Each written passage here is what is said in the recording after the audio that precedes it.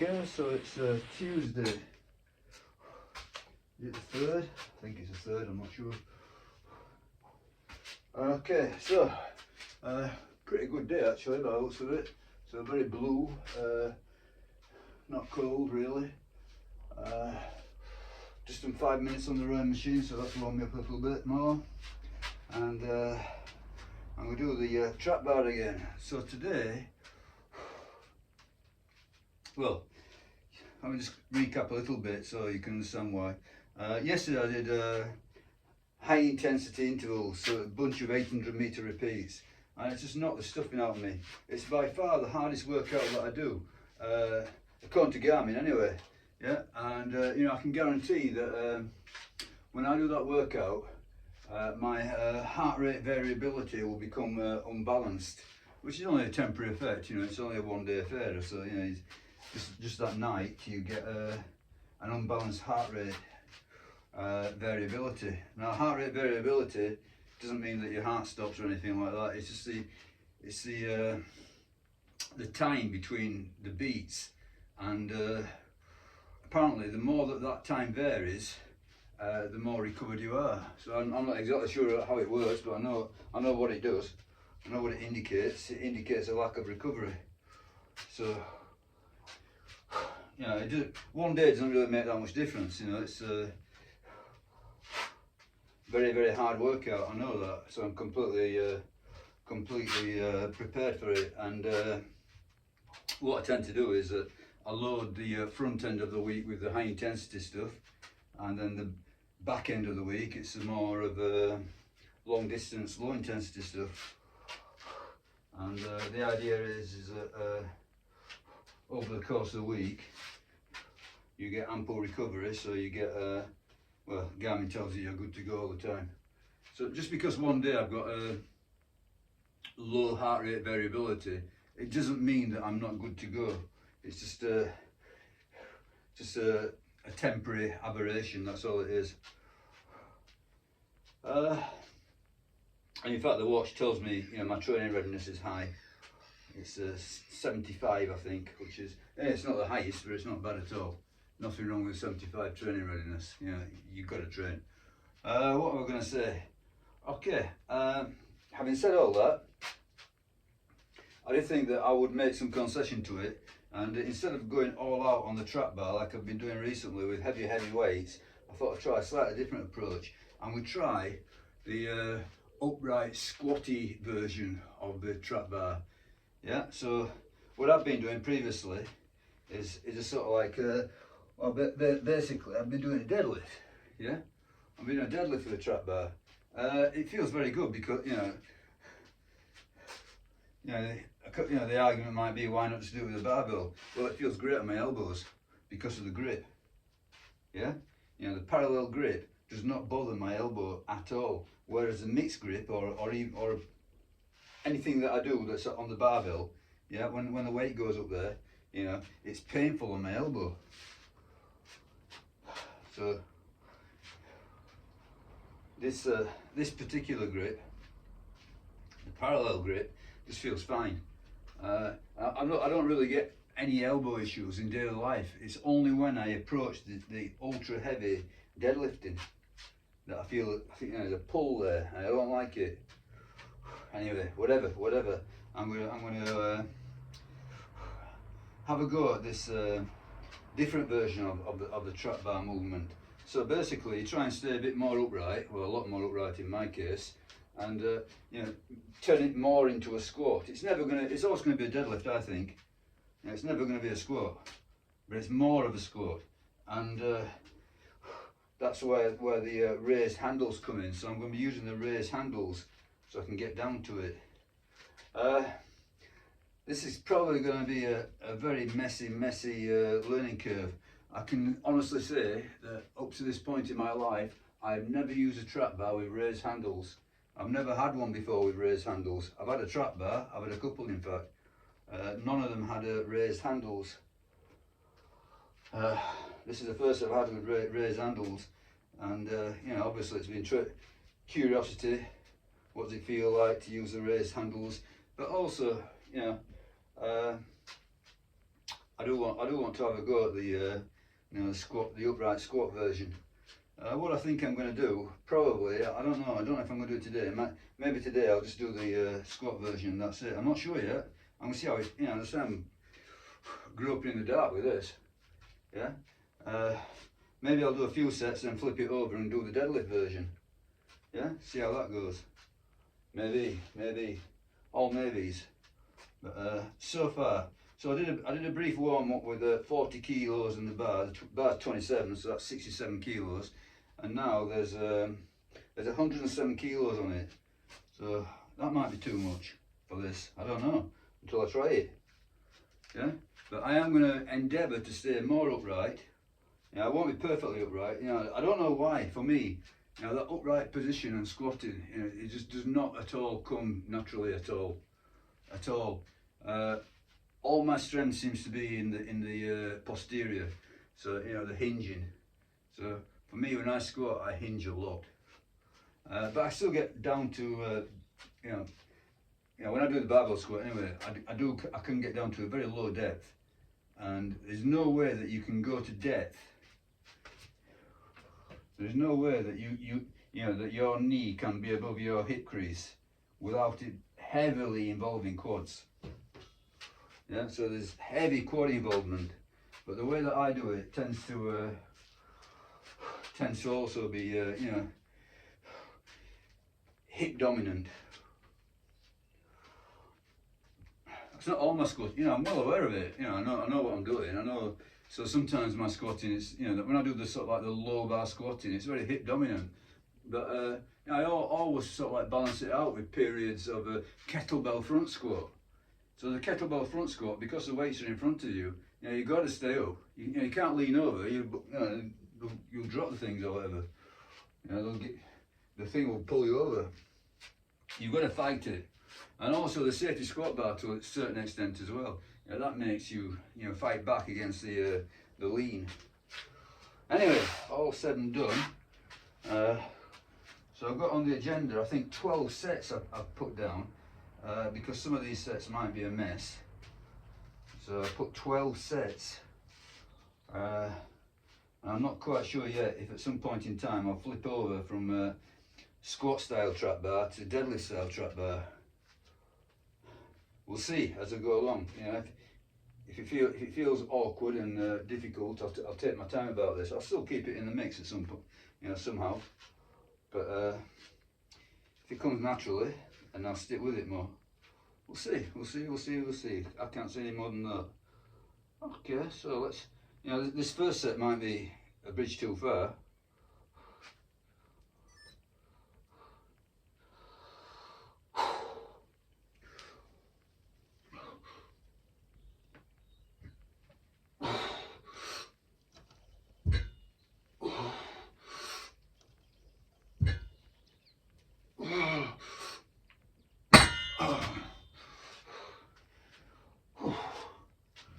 Okay, set 3 felt alright, but I think I'll do another set like that, so not a killer.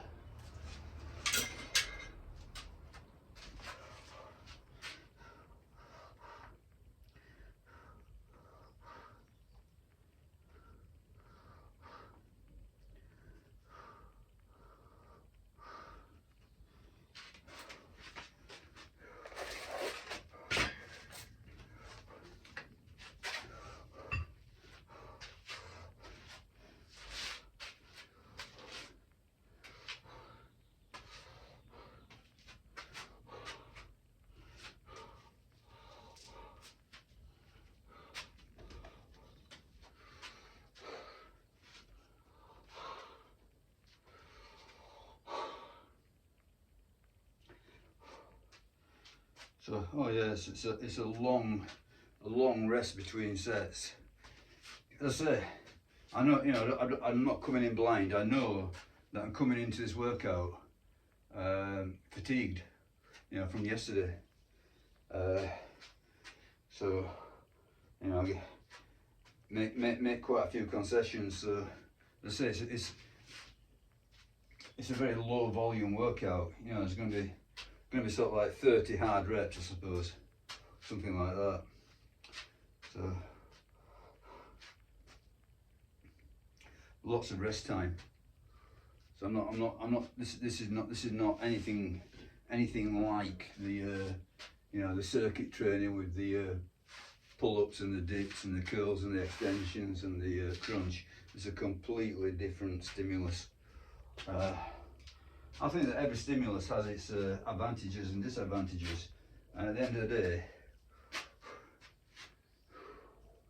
you know, the more you know, I call them skills, but you know, might be the wrong word, but the more abilities that you've got, you know, I suppose the more that you're served for daily life. I don't think you have to take any single ability to a, you know, incredibly high level. Yeah, but I think you're better off with plenty of different abilities. That's the way I see it. Yeah, just cover all bases. You know, I think specialisation is for insects. Yeah.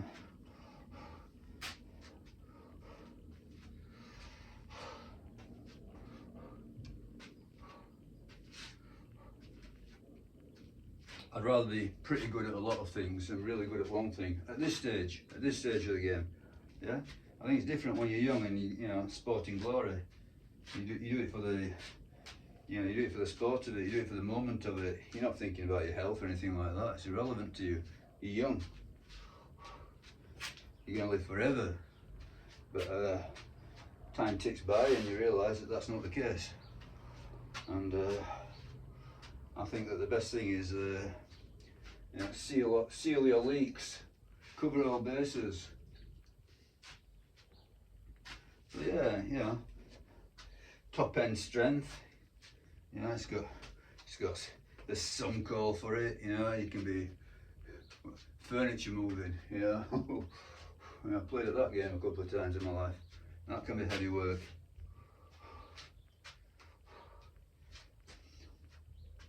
I think that, you know, this sort of lifting, you know, it's definitely akin to sort of like, you know, moving sofas, washing machines, all sorts of stuff, you know, that life throws at you over the decades. You know, I want to be handy as long as possible. Okay, we're almost there. So I'll try and, as I say, I keep thinking, you know, early days, I'm only just starting out with this, you know, the form, I know it's probably going to have to, you know, I'm going to have to, over time, you know, tidy my form up. You know, I'm not quite sure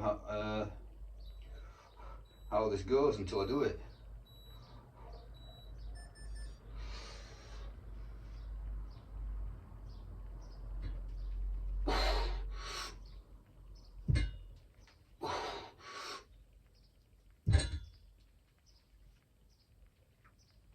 Oh, 3. Yeah, I don't think there's any great need to put more weight on at this moment in time.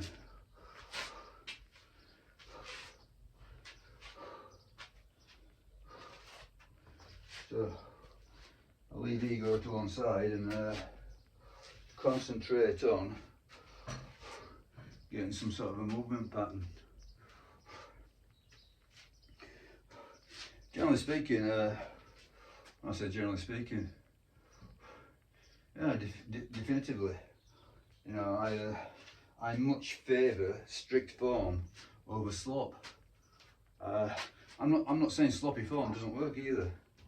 You know, I think you know, it swings and roundabouts. You know, sloppy form, which allows you to lift more weight. Yeah. Okay, you're losing something and gaining something, but I don't like it for the simple reason that it's very hard to track. You don't really know what's going on. You know, why are your numbers going up? Is it because you're changing your form and becoming ever sloppier, or is it because you're genuinely getting stronger, better, whatever? More muscle, better body composition. You know, what's driving the numbers? I think that unless you control the form, you know, you're never quite sure. You can't be sure. You can't be certain. So I suppose it depends. You know, how important this is to you. You know, a good example is the well, the chin up maybe, the pull up, yeah, that's a good example where, you know, if you do all sorts of leg movement, you know, you can generally get a rep at the end. So I definitely, when I'm doing my pull-ups, I'm definitely thinking about not doing much leg movement. Yeah, I'm definitely thinking about, you know, and even though you are conscious of it, it's still very hard to keep your legs, you know, perfectly straight, especially with my setup. You know, it's not very high off the ground, so I can't completely dangle, and I'm always hitting something on the floor with my feet. I can't get everything out of the way either. But to the best that circumstances allow, you know, I try to keep my legs out of it. Dips to a certain extent. Yeah, and on the dipping frame that I've got, it's you know, you can't just straighten your legs out at the bottom. You've got to bend your legs, and that kind of, yeah, that's conducive to sort of like waving your legs about to get a little bit more out of the dips. When I avoid that as well. Probably the worst offender that I've got this moment in time is a barbell curl. You know the Arnold.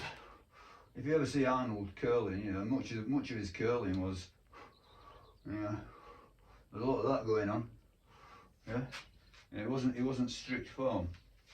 So I'm not saying that it doesn't work, but it's hard to keep track of what you're doing. So I'm gonna next time I do curling, I'm gonna actually use an arm blaster. Not sure if I'll stick with it. It's a pain in the ass to keep putting an arm blaster on for 10 sets. But yeah, I'm gonna try it. If it's alright, you know, put an arm blaster on. Yeah, use minimum weight, 20 kilos or whatever, and try that for see how that goes. Yeah, there's not much. You know, beyond a certain weight, you know, curls,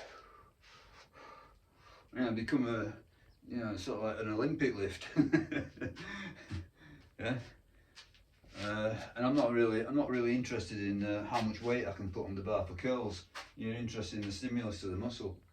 You know, it's very much an exercise for aesthetics, isn't it?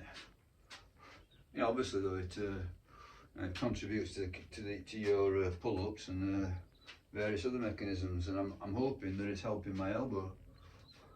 You know, I ignored curls and this stuff and that sort of stuff for a long time, letting the elbow heal up. Now I want to strengthen it.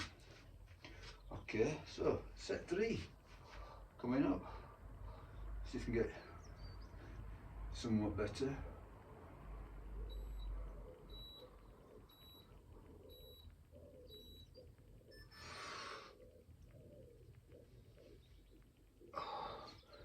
Can't see what I'm doing.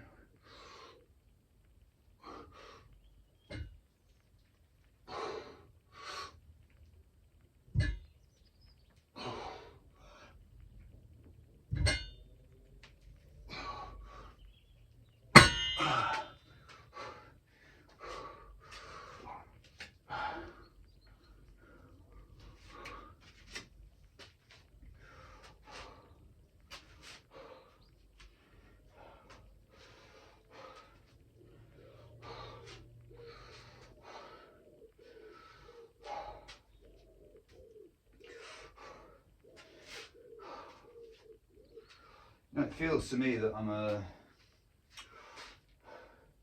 you know, that I'm keeping more upright. Now, I don't know what it looks like. As I say, you know, I'm in my mind, I'm thinking stay upright, but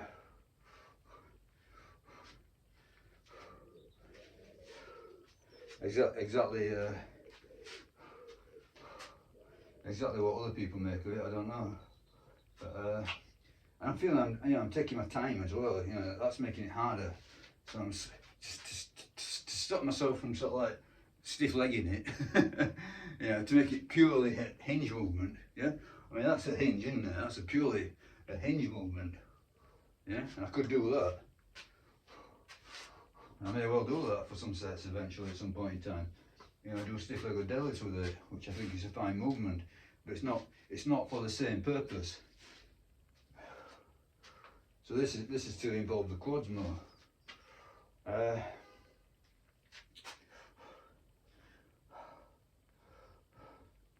But yeah, it feels like I'm moving slowly to get, you know, to avoid the excessive hinge domination, and that's making it a lot harder. But, I'll get to 5 sets. Do 5 sets like this, and I think I'll flip over to deadlifting. See how it goes.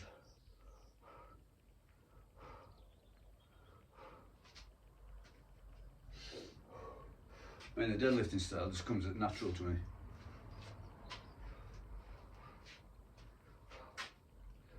Obviously, it's a lot harder to, in the terms of being able to move more weight. So, you know, in relative terms, it's not easier, but it's just more natural.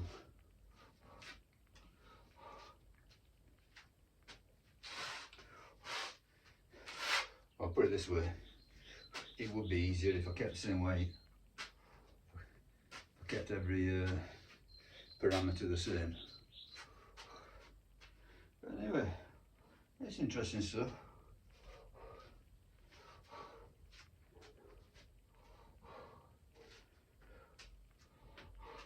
It doesn't feel, you know, when I get that last rep, but on the, you know, the 3rd rep, it doesn't feel like it's, you know, it's a breeze and I've got loads of reps left. You know, it feels like I'm pushing it hard enough to get a stimulus. I'm not saying I'm pushing it all out at this moment, but I'm pushing it hard enough, I think. You know, I don't think that you've got to go all out for this stuff to work. You just got to go hard. You know, there's a certain threshold. If you go beyond the threshold, there's a certain threshold that's still not failure. Just go beyond that threshold, you've got an adequate stimulus.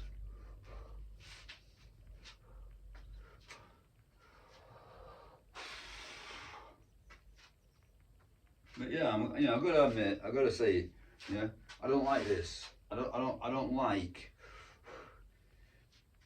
taking the body path or the bar path that doesn't feel the easiest, you know, because the easiest is a natural one. It's where your body wants to go.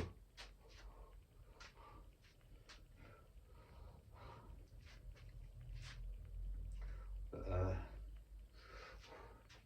I'll persevere with it for a while. I'll persevere with it. There's nothing to stop me doing a mixture of raise handles in a more upright style and deadlifts, or the lower handles in a more deadlift style, and do both. Doesn't have to be, you don't have to choose. Okay, let's get this one.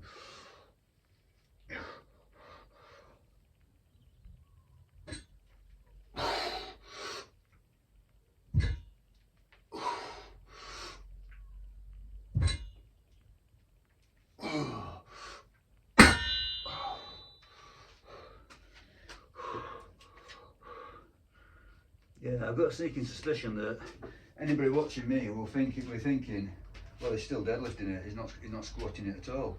But that's just how my body goes.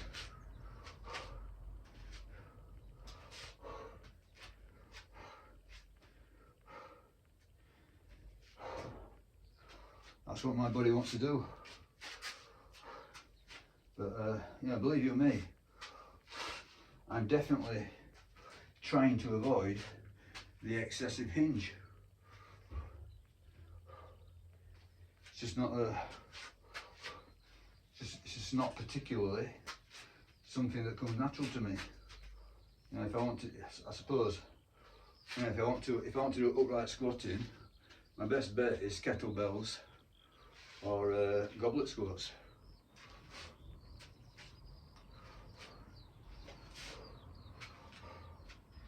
I don't think that this, you know, I don't think that this setup, the trap bar, the raise handles, is going to work for me for an upright squat.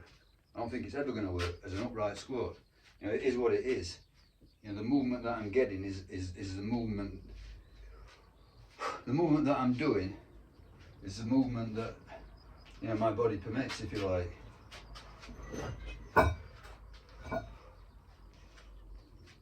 I would say there's value in it though. Yeah, I do think it's useful. It feels quite hard. So somehow, you know, however, you know, think about this, yeah. Think about this, you know, before making the critique, I suppose. The movement I'm doing now, you know, it's a much shorter movement because the handles are raised, yes. Yet it feels hard. It feels just as hard, and I'm using, you know, comparatively low weight. So last week I think I got to 137 kilos on the other, you know, the deadlift style. Here I'm doing 107 kilos with raised handles, and it still feels hard. So I'm going to say, you know, that means that my movement pattern is different. Yeah, the movement pattern must be different. And it might not be perfect as you conceive it. You might conceive, you know, this as being a Astergrass squat. I don't know, I'm not sure. But I'm definitely not doing the same deadlift movement as I did last week. That's a fact. So I'm getting a lot more stimulus out of much less weight and what feels like a much reduced range of motion because of the raised handles.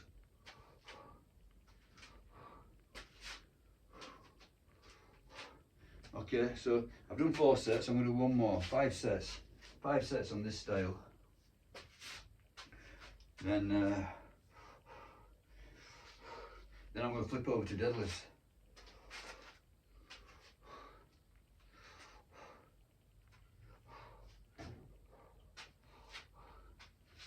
I'm probably going to do 7 sets of deadlifts. So last time we did 10 sets of trap bar deadlifts. So this time we're doing 5 sets of this more, I don't know, you know, whatever you want to call it. A more upright deadlift. A hybrid deadlift. Who knows, whatever you want to call it. I think it is supposed to be a hybrid between a squat and a deadlift, isn't it? It's not supposed to be a pure squat when you use a trap bar. Anyway, it is what it is. It is what it is. And I think, you know, as I say, subjectively, I feel like I'm working quite hard on it.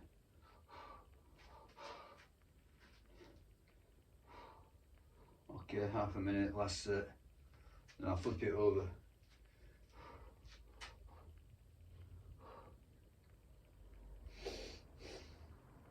Not sure if I got. You have to take the weights off to flip it over. I'm not sure. Probably. But I'll try it without.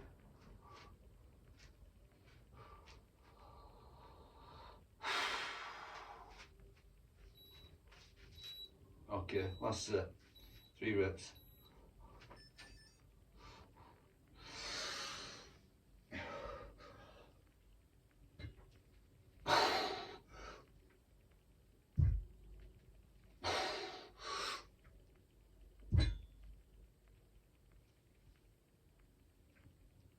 Oh, yeah, strange movement to me that, must admit. I do, you know, I think at the end of the day, yes, there's a high individual component to this, and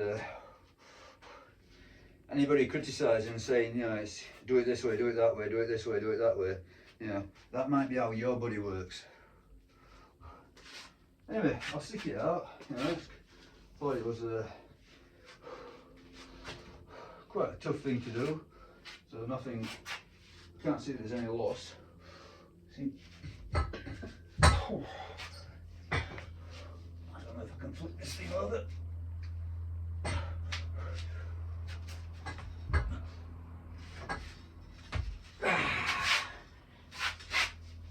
Yeah, okay. So, I'm going to do a deadlift down now. Okay, so 107. Now, it may be that this is a bad move, but I'm going to go to 147. I'm going to guess this is the end of my big leaps. Yeah, even this might not work, in fact. We'll see. But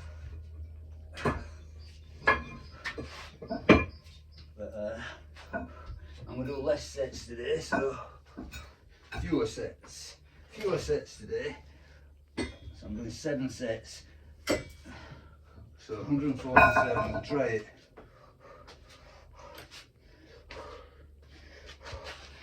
I suppose if anybody wants to criticise the weight jump, you know, I suppose it's justified, but I'm going to try it.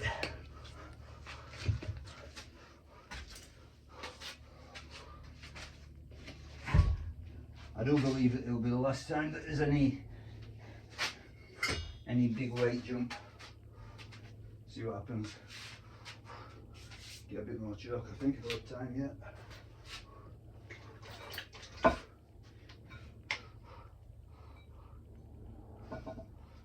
So the whole thing now with 147, so that's including the bar. So it's simply a case of 320s on each side. See how this feels.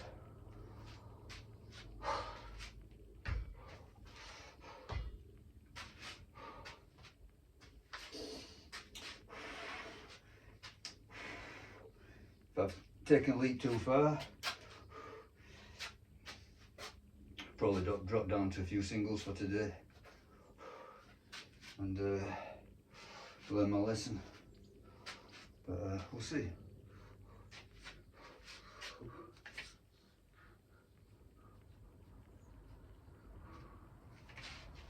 So yeah, this should be a proper challenge. I just feel like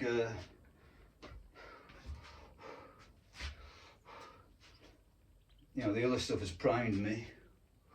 So let's see. I'm definitely taking the volume down on these deadlifts. So drop the weight a bit, see what happens. Take a chance.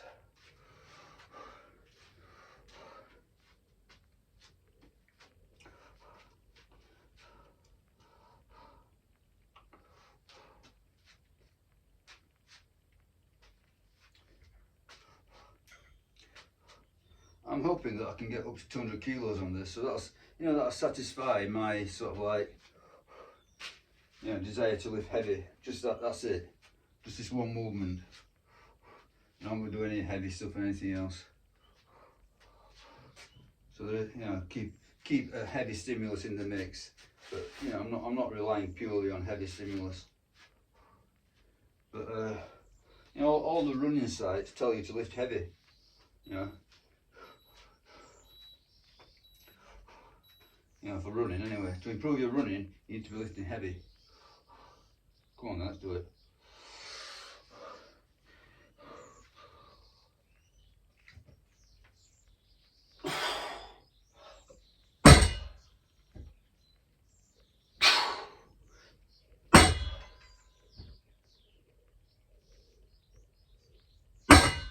Okay. Yeah.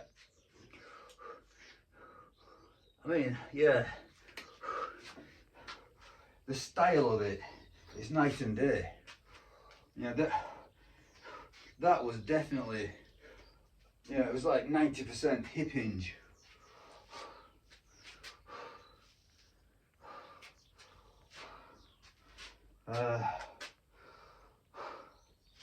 You know, in fact, it even felt, you know, it felt to me too much hip hinge.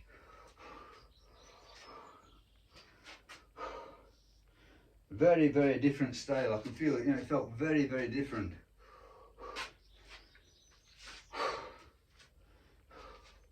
It's almost like, you know, maybe what I should have done on the first set, I should have gone lighter to get back in, you know, to get the groove again. But it's done now anyway, whatever. But it felt very, very different to doing the, you know, the squatty version. Just, you know, it just felt like a deadlift.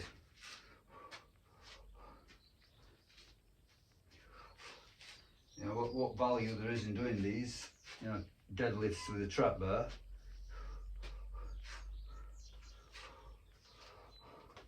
But you know, I've looked up on AI, and AI tells me, yeah, you're still getting benefit. You know, you're still getting the safety benefit, even though you do them in a deadlift style. You know, and I hammered it out on AI. You know, saying I'm not doing it in a squat style. I'm not doing it in an upright style. It's definitely, I'm definitely doing them as a deadlift. And according to AI, you're still getting safety benefit, but I can't really explain it. As I say, it does feel better because of the grip. To me, it definitely feels, you know, that parallel grip. I like it. Okay, so 147 kilos, set of 3.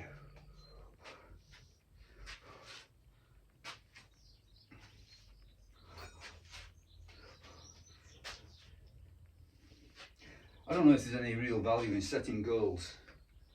Yeah, you know, often the sort of like, you know, you're writing yourself a love letter.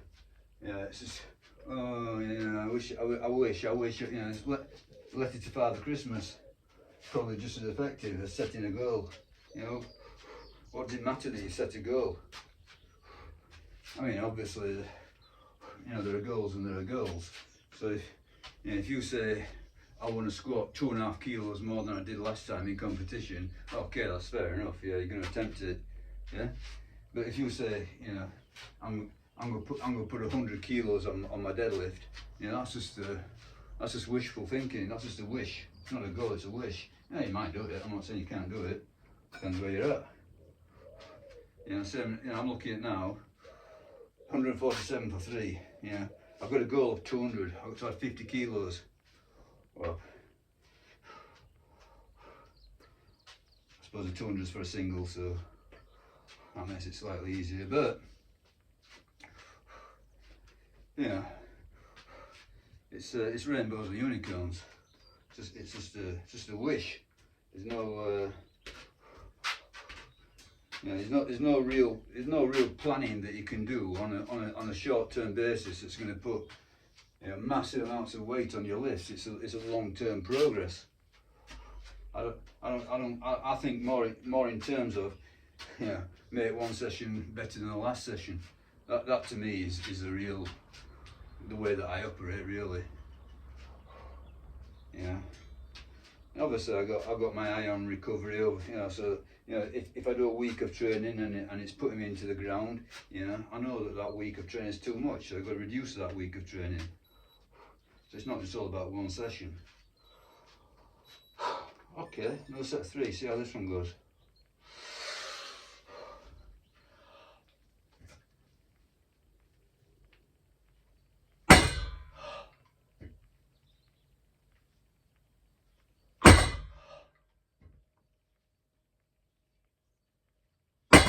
Probably better.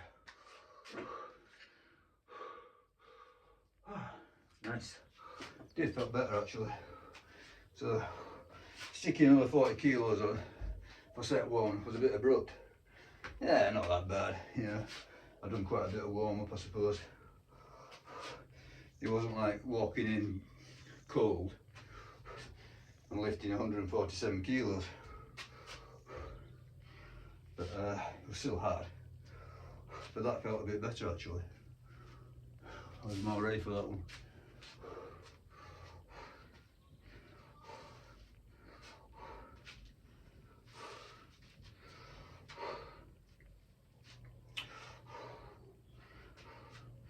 I'll probably cap this at 10. 5 sets in the squatty style, 5 sets in the deadlift style and stop.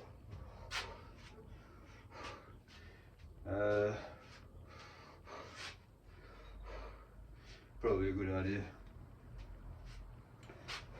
As I say, I walked into this workout today, you know, eyes wide open, knowing that I'm carrying some fatigue. And I don't want to sort of like dig that deeper. So this one's a mitigated workout. So you know, you know, obviously I'm doing some form of training every day now, you know, which is, I'm just feeling the way, you know. I'm not saying this is carved in stone and it's going to be permanent. You know, I'm doing some form of training every day, But when I say some form of training, you know, a lot of that, you know, some people consider it a day off. It's, you know, it's zone 2 cardio. So at least 2 of those days are zone 2 cardio. So whether or not you want to consider those days off, that's up to you. And 2 more of the days are different running days. You know, there's a tempo run and there's a high intensity interval training. So all in all, there are 4 running days. 4 running days and 3 lifting days. Only one of those lifting days I consider to be, you know, high intensity in the sense of close to maximum weights. You know, not in the sense of effort, in the sense of close to maximum weights. So that's today's. Today's I consider to be, you know, high intensity in the weightlifting sense, in the powerlifting sense, you know, as lifters use that terminology. So a high percentage of maximum weight. Okay. The other 2 sessions are obviously the you know, the circuits involving pull-ups, dips, curls, extensions, and cable crunch. And in terms of weight used, they're light. You know, most of it is body weight. In terms of effort, you know, yeah, there's a lot of hard effort involved. So there's a high intensity of effort involved. But yeah, overall, 3 gym days. And one of the, you know, today's gym session, as you can see, is very much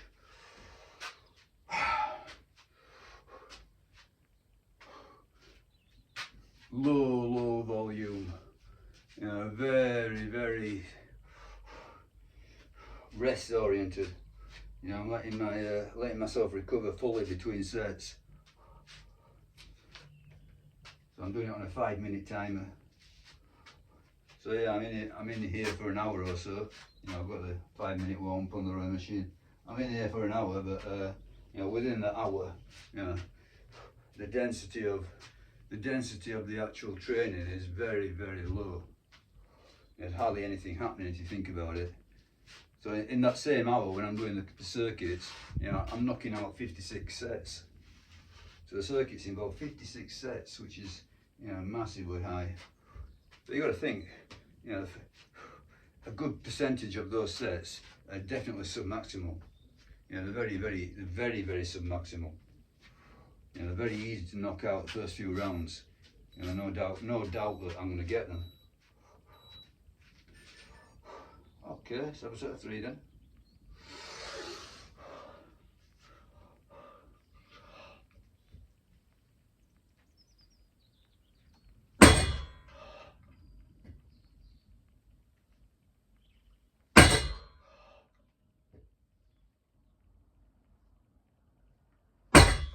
Okay. Yeah. I'm not going to pretend that they're easy. They're not. But I felt like I'm mastering it. You know, I'm definitely on the top side of them. Can't pretend it's easy because it isn't.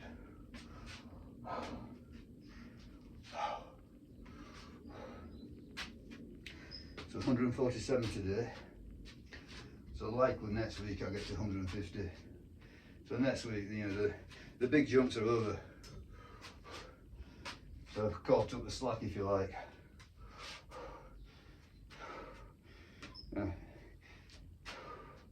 Anybody, you know, anybody who you know, watched the last few sessions of this and saw me taking those big leaps between sessions, you know, so hammering the weight up every time. Yeah, I mean, that's not normal training. That's just because it's like, yeah,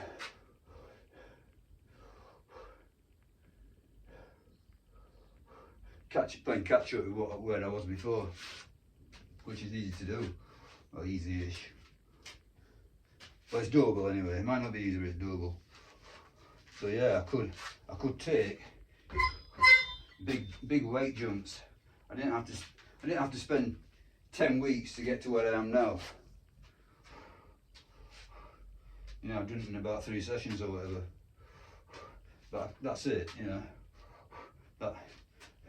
That slack has gone. I've not got any slack now. I think what I might do, thinking about it, I say I've got 12, I programmed 12 sets into my watch.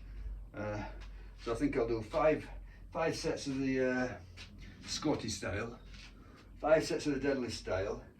Then I'm going to take the weight down, and try some stiff-legged.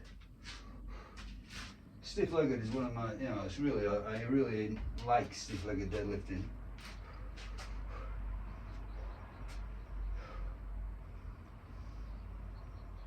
I always thought, you know, normal deadlifting, I thought, you know, it's always, you know, it's just a thought of the enormous weights and the, you know, you just automatically associate it with risk, and it's just the, you know, the awkwardness of the movement. So you know, it's very good for doing sort of like a big single or a double or whatever, but you know, doing deadlifts, you know, proper full deadlifts for 10 reps or whatever, it's a very awkward thing to do. You know, the breathing is terrible. You know, it's very difficult to find a breathing place in it. You seem to feel that you're sort of like holding your breath excessively. But with the stiff-legged, I think it's much more manageable. For a start, the weights are much reduced. It's a simple movement. You know, I don't usually completely straighten my legs out. Usually I have a bit of give in the knees, but yeah, I find it a very comfortable way to train. And when I was actually doing competition powerlifting, you know, after a competition, you know, I flip over to stiff-legged deadlifting for ages. You know, just do that for ages, just stiff-legged. You know, I can't let the squat drive it. I think the squat is much more. You can recover better from it. You can use the squat to drive everything and still recover from it. But I think the deadlift, even though it came naturally to me, you know, it's that lower back movement, it's that lower back involvement. It just seems to take ages to recover. You know, lots and lots of minor little niggly tweaks in the lower back area. You know, not the actual spine, you know, it's around it. Unpleasant. Okay, so come on then.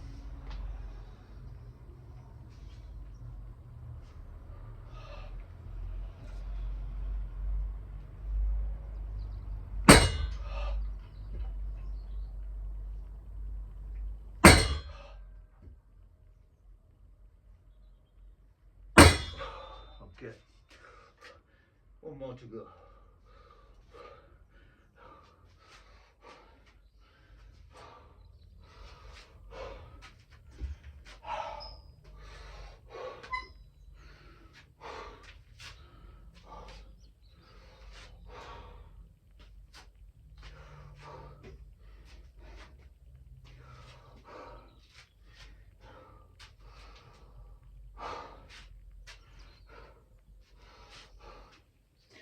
Yeah, I was talking about goals before. I mean, it's very easy to say, oh, I'm just going to put 2.5 kilos on every week and keep going until I get to about 190, and then after that I'll just put 200 on and get a single.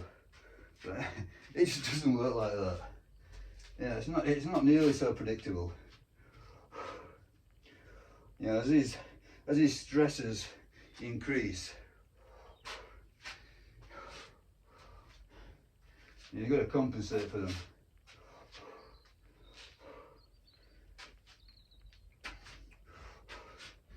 And sometimes you find that the best way to compensate for them is simply to stop doing it. Let yourself heal up. You know, I think you do get these, you know, you do get sort of like micro injuries, and you know, I've listened to Dr. Stuart McGill talk about, you know, barbell deadlifting for older people. You know, you get bone injuries.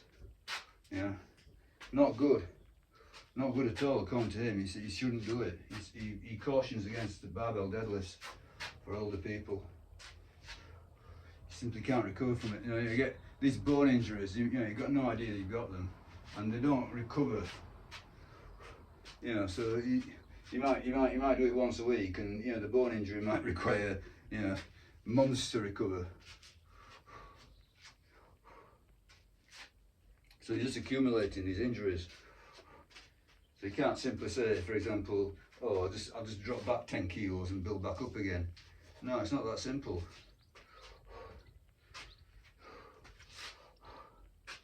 You know, you might be creating injuries that are, you know, serious repercussions. You know, that's one of the reasons that I much prefer, you know, to flip the movements.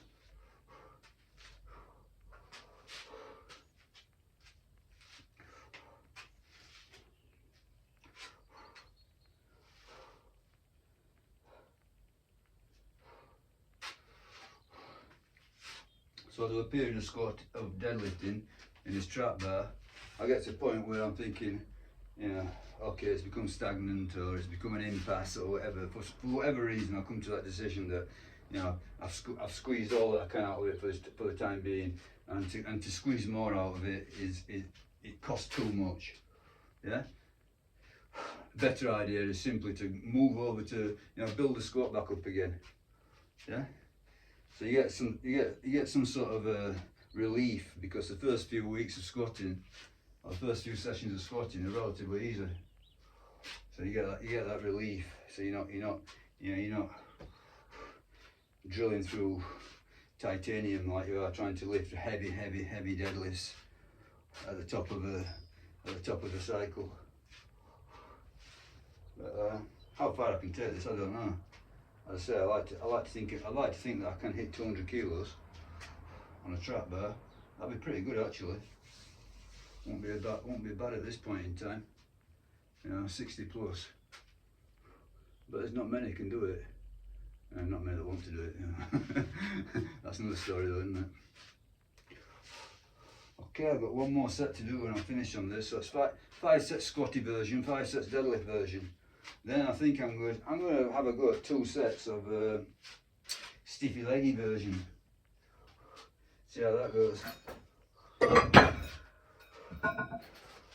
Come on then, 3 reps. Surely I can get this last set.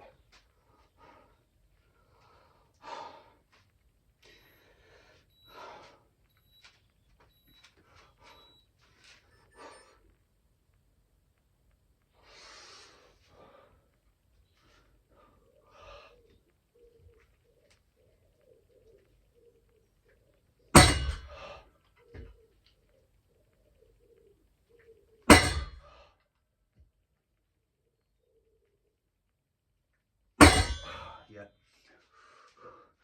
Surely. Okay. Woo! Christ, you know it's not easy.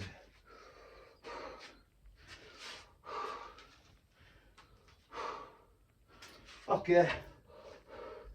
Let's go back to 107. See how that feels for a stiffy legged version.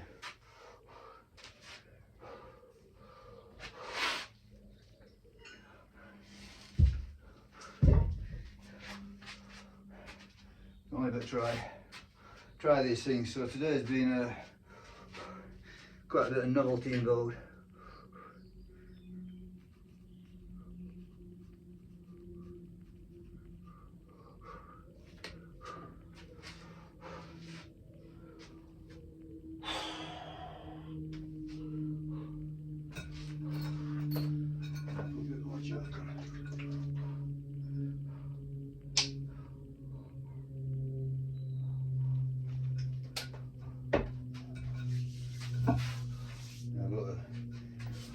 About a metric ton of this chalk at one point. It was, you know, dirt cheap. So I bought it in bulk. And I thought, yeah, my nasty mind, thought I'd sell some on. Never really worked.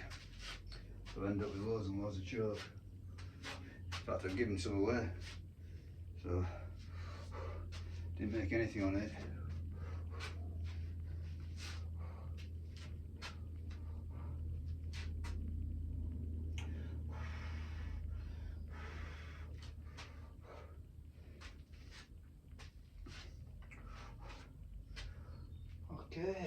stiff-legged deadlift, see how that goes. Not sure if it'll work properly on this. Don't know till I try it. Everything's till I try it. Yeah. Yeah. If I ever give you the impression that I know what I'm doing, you know, please. yeah. Please don't fool yourself.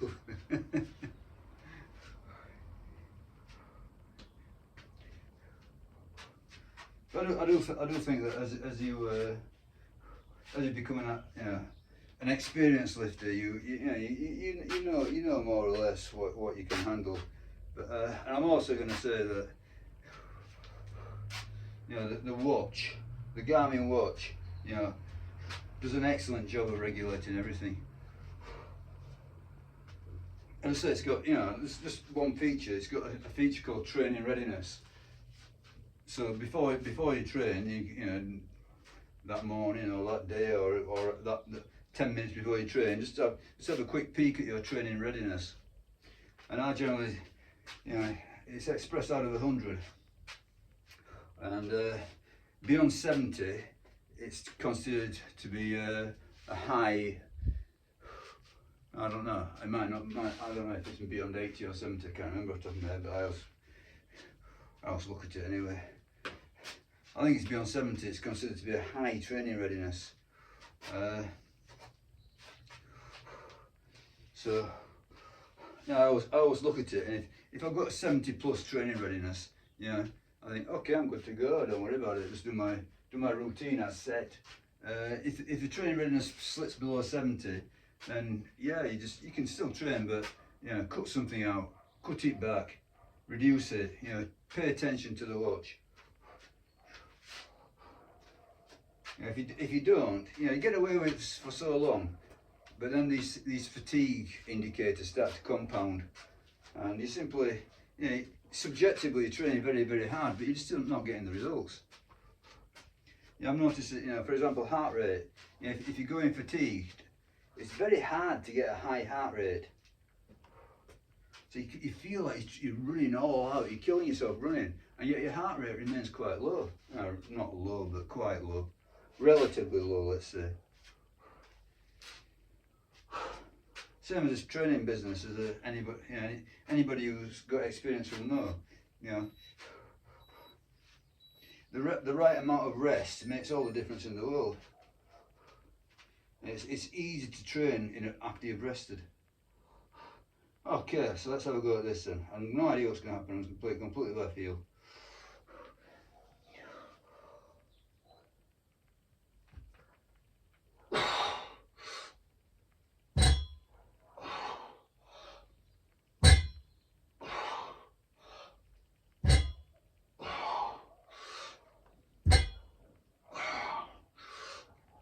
Okay, I just went 5. I felt like it was just about to start slowing down.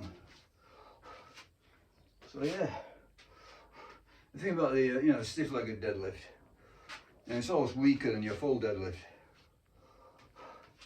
So that wasn't a particularly impressive effort. 107 kilos for 5, but I could feel that it was starting to deteriorate. So I thought, okay, that's it, got another set, do another set. So if I get the same set of 5, so the next set should be slightly hard to get 5. And I've got a marker for next time. That's the important thing when you're doing new stuff.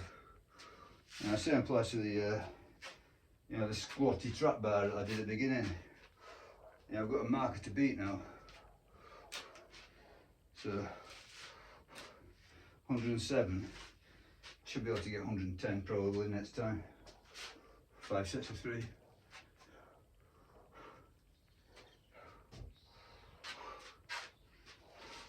But I'm also very fatigued now from this, So any trap bar movement now, I'm doing it in a state of fatigue. So I'm just down to the last set, I think. Yeah, this is it. Last set. So yeah, I was here an hour, but I only did 12 sets. Yeah, and I think a good few of those were pretty submaximal, and some of them were very hard. So mixed bag as regards intensity, volume very low. So you know the overall effect from Garmin. You know, I know this. You know, I know this without even looking at it. In you know, when I load this up onto the app, it will consider this to be a very easy workout. Yeah, and it is. Even though you get these sort of like these extreme moments, that's all they are, moments. Yeah, they don't compare to the sustained effort of running 800 meters all out. 800 meters all out is an absolute killer. Yeah, it really is. Yeah, it's not like a couple of hard reps every 5 minutes.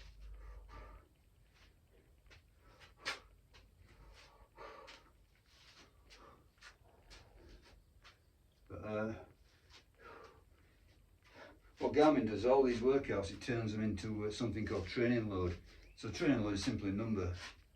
So it'll assign every workout, no matter what it is. It could be lifting, it could be calisthenics, it could be running, it could be biking, it could be rowing, walking, whatever. It makes no difference whatsoever. Yeah, it will give them all a number. It will evaluate them all with a number at the end. Almost, and you can regard that as a price. This is how much it cost you. You know, your body, your recovery ability. This will be a very low number. Yeah, I know that from experience. Yeah, it might seem counterintuitive. You might be thinking, wow, massive deadlifting. You know, it's going to really, really slaughter you. No, it doesn't. You know, what slaughters you is the 800 meter runs, the 400 meter runs. Yeah, 5k in zone 4, that sort of thing. You know, that's what slaughters you. Equally, zone 2 efforts. You can do a 2-hour zone 2 run or whatever bike, yeah, and it's a very low training effort according to Garmin. Yeah, it doesn't take a lot out of you. You know, subjectively, it feels, you know, it's hard. You know, to stay on your feet 2 hours running, jogging 2 hours. But I think it's simply the, you know, that's just a subjective feeling. Okay, so another set of 5 and I've done, I think.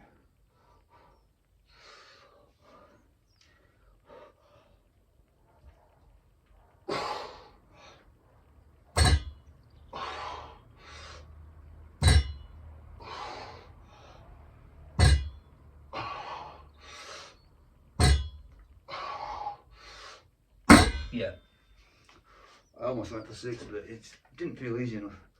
So I thought, why push it? Let me get used to it. Okay, that's it. That's the lot. So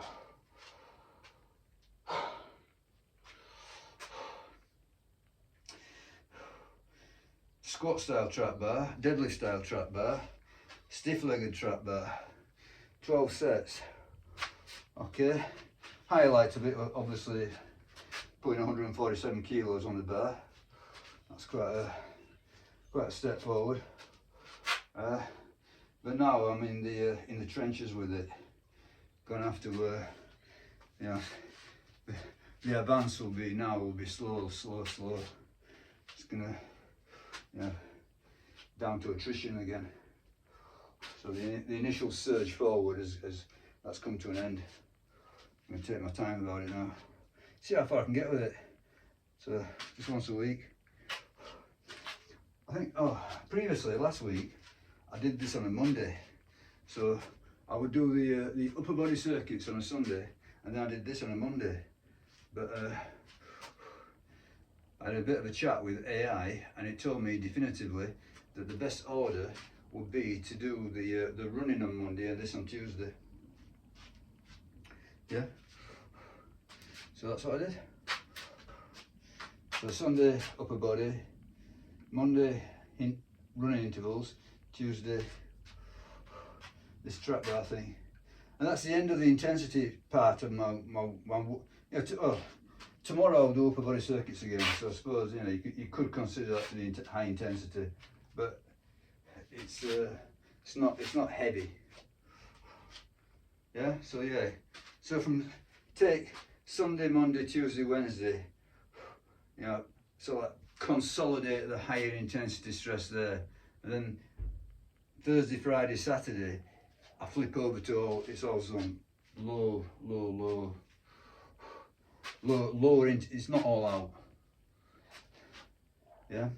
So that helps the recovery. Put all your stresses together, then recover from them. Okay, I'm gonna stop there. So good stuff, I thought. All right.